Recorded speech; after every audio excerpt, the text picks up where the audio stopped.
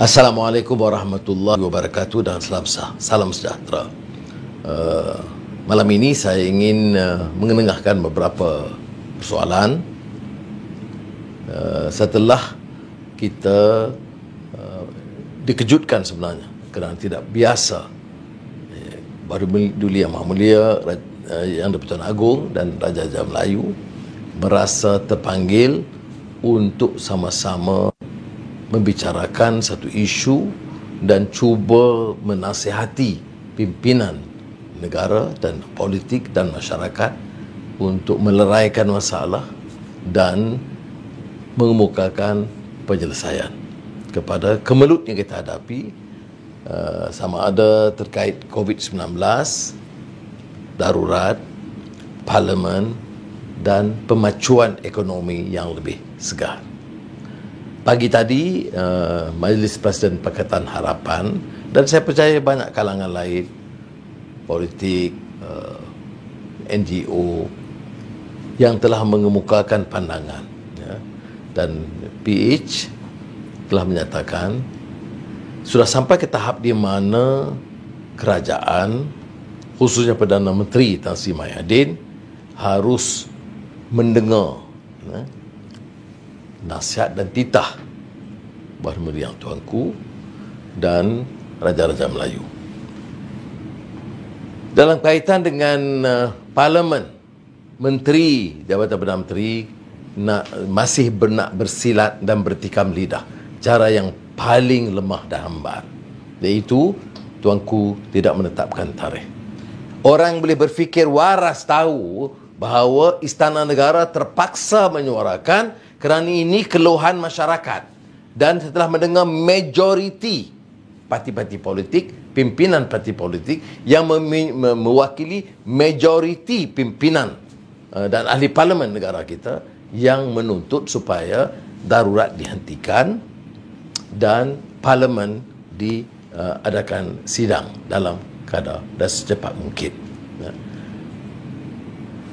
Perdana Menteri juga nampak berkeras dan berdegil. Dan kita katakan, kalau tidak bersedia, kamu tidak ada keabsahan, kamu hilang kepercayaan, sepatutnya kamu tunduk kepada tuntutan perlembagaan dan titah nasihat bawah Duli Yang Maha Mulia Raja-Raja dan Yang di-Pertuan Agong untuk mengadakan sidang parlimen. Kalau kamu enggan, sebaik secara terhormat selamatkan negara, selamatkan ekonomi, dan biar pengendalian penyelesaian masalah COVID-19 dilaksanakan secara lebih baik, maka secara terhormat kamu harus undur dan letak jawatan.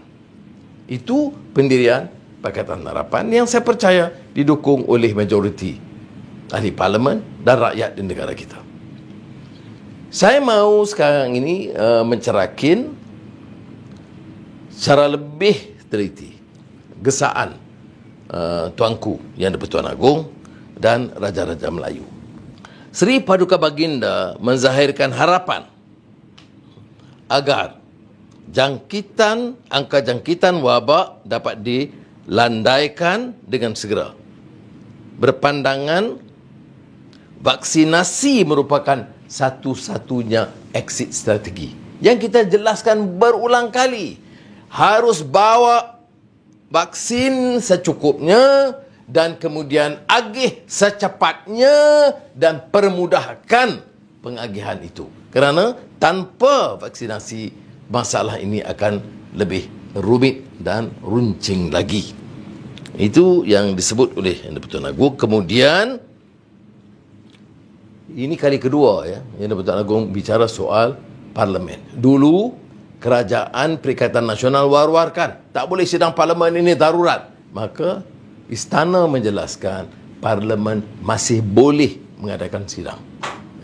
Dan ditemplak oleh Menteri Jabatan Perdana Menteri secara biadab sekali. Selalunya kita, bukan jangan masyarakat Melayu, masyarakat Malaysia, dalam mengulas kenyataan Raja selalu mengatakan, kami junjung titah, dan kalaupun kita berbeza pendapat, akan cuba mengemukakan pandangan kepada kebawahuduli tentang keadaan di sebaliknya. Ini tidak terus ditolak. Ya. Begitu juga kenyataan tentang yang diulang oleh Seri Paduka Baginda, iaitu Parlimen platform penting untuk wakil rakyat bersidang bagi membincangkan pelbagai isu, khususnya berkaitan penularan wabak COVID-19.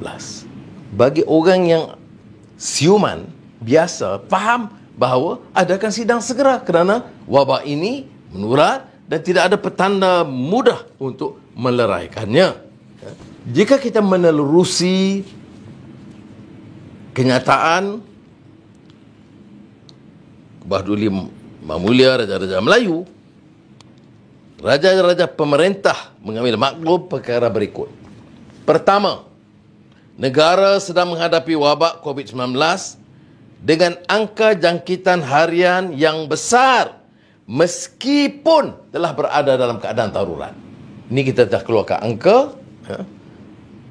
Setelah darurat, dia lebih melonjak, dan kita juga tunjukkan yang turun setakat ini kerana saringan dan ujian kurang daripada dulu. Paling tinggi dulu 128,000, maka angka jangkit COVID positif COVID-19 adalah sekitar 9-10,000. Maka diturunkan sehingga 80,000, maka angka jangkitan turun. Dia tidak meyakinkan sesiapa selagi tidak ada ketelusan, ketuntasan tentang angka testing ataupun ujian dengan angka positif. Kedua, raja-raja pemerintah maklum keadaan ekonomi dan kewangan negara yang membimbangkan. Seluruh negara pakar ekonomi menyatakan keadaan ekonomi membimbangkan. Unjuran KDNK telah saya sampaikan terus negatif. Ya. Dan kalau kita lihat umpamanya angka-angka tentang pertumbuhan, saya sebut negatif. Kemudian keberadaan dan keselesaan tingkat kemajuan ekonomi belum menunjukkan tanda kebangkitan, walaupun menteri masih sebut akan pulih dalam suku kedua. Bertentangan dengan semua pandangan pakar ekonomi dan fakta yang dipaparkan. Suasana politik negara tidak stabil. Perpaduan rakyat semakin retak. Kesusahan yang sangat dihadapi oleh rakyat yang kehilangan pekerjaan dan sumber pendapatan. Dan kalau kita lihat secara kumulatif, termasuk yang disebut pekerjaan yang bukan sepenuh masa, yang disebut underemployment, dan juga tarifan bekerja mengikut Jabatan Statistik. Kalau seorang itu bekerja 1 jam dalam tempoh 1 minggu, dia anggap bekerja. Walaupun kita tahu tak akan cukup hidup untuk kehidupan yang selesa. Ini dianggarkan setakat ini 20% dalam rajah yang dibentangkan. Suasana pekerjaan, suasana hidup dan suasana pembelajaran di sekolah dan pusat-pusat pengajian yang terjejas dan menimbulkan pelbagai kerumitan. Umat Islam tidak dapat melakukan program ibadah dan di masjid dan surau, termasuk solat Jumaat. Ini kenyataan yang ditegaskan oleh Raja-Raja Melayu dalam sidang semalam. Maka nyawa dan kehidupan rakyat wajib diutamakan mengatasi usaha lain, perkara lain. Vaksinasi ditingkatkan dan program menangani wabak hendaklah difahami serta mendapat sokongan rakyat tanpa menimbulkan sebarang keraguan. Kaedah menangani wabak hendaklah bersifat inklusif, melibatkan pelbagai pihak berkepentingan. Ini kita sebut dulu. Mengapa tak dimanfaatkan pandangan pakar-pakar dari luar? Ya. Mengapa tidak memanfaatkan pandangan dan penyelidikan dari universiti tempatan dan lain-lain? Ini yang disebut inklusif. Ya. Jadi ada sikap angkuh, takabur, bahawa mereka punyai segala kemahiran kecekapan sehingga kan angka dan data tidak diperolehi. My Sejahtera sampai sekarang tak beri maklumat sebenarnya dan kepada awam, termasuk pada penyelidik. Kemudian angka vaksin yang sebenarnya masih kita petikai, kosnya dan juga roll out seperti mana dijanjikan. Suhu politik yang semakin panas, pentingnya sebuah kerajaan yang stabil dan mendapat keyakinan serta mendapat sokongan majoriti rakyat. Pentingnya sebuah kerajaan yang stabil dan mendapat keyakinan serta mendapat sokongan majoriti rakyat. Ini kalau Perdana Menteri dan Menteri tak faham, saya ingat dia kena ambil ujian SPM semula. Tidak ada keperluan meletakkan negara di bawah pemerintahan darurat selepas 1 Ogos. Sebab dia bagi kenyataan jelas satu caranan. Bagi saya, jatuh kuasa khas darurat yang untuk menasihati agung, sepatutnya dalam sidang akan datang ini, buat keputusan terus je lah. Hentikan darurat sekarang ataupun selewat-lewatnya 1 Ogos. Jadi soal integriti, ketelusan, pertanggungjawaban, ini peringatan kepada semua, terutama kerajaan yang ada. Apa jawab Perdana Menteri? Jawab Perdana Menteri, beliau menyatakan beliau telah sampaikan kepada Yang di-Pertuan Agong setiap kali soal COVID, soal ekonomi, soal parlimen, soal darurat. Tan Sri Muhyiddin faham. Setelah dengar ini semua, Agung berpendapat dan memberikan pandangan dan titah yang sedemikian.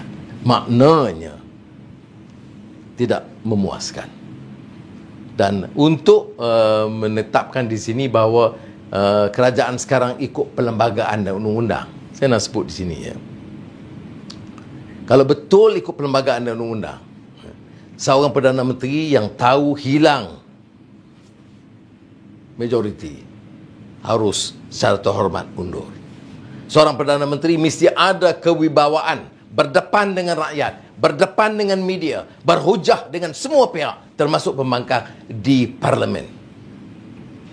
Mesti bersedia menjawab pertanyaan tentang tender, tentang kos vaksin, tentang siapa ejennya dan semua hal-hal yang sekarang ini diselindung atas nama darurat, dan itu yang bagi pada hemat saya telah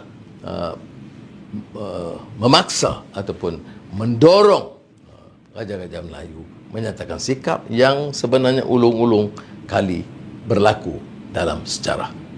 Saya harap demi kepentingan negara dan rakyat menjunjung titah berdasarkan prinsip raja berperlembagaan dan demokrasi berparlimen. Kita harus hentikan sikap angkuh yang berlaku sekarang, sehingga kalau kita biarkan keadaan begini, pimpinan Perikatan Nasional cuba membawa suatu suhu, bukan saja suhu politik yang menghangat, tapi cara mereka menjawab. Menteri di Jabatan Perdana Menteri dan Perdana Menteri telah membawa suhu kehangatan, ketegangan itu yang tempiasnya sampai kepada Raja-Raja Melayu. Kita harus elakkan dengan pastikan bahawa ada perubahan yang wajar berlaku supaya pemerintahan lebih inklusif mengikut nasihat, lebih transparan atau telus dan lebih bertanggungjawab dan menumpukan perhatian untuk menyelesaikan masalah COVID-19 dan memulihkan kepercayaan dan keyakinan, dan tidak mendengar penipuan demi penipuan, angka yang salah, jumlah vaksin yang salah, pengedaran yang salah, penipuan berterusan tentang kedudukan ekonomi, padahal rakyat menganggur ataupun dalam kesusahan dan kita yang mewakili kawasan-kawasan setiap hari mendapat tuntutan, mendengar keluhan tentang orang yang kurang upaya, kurang makanan, kurang keselesaan dalam hidup, dan menteri-menteri jawab ekonomi sekarang dapat dipacu secara yang meyakinkan. Semoga Allah SWT memberikan perlindungan. Wabillahi taufiq wal hidayah. Wassalamualaikum warahmatullahi wabarakatuh.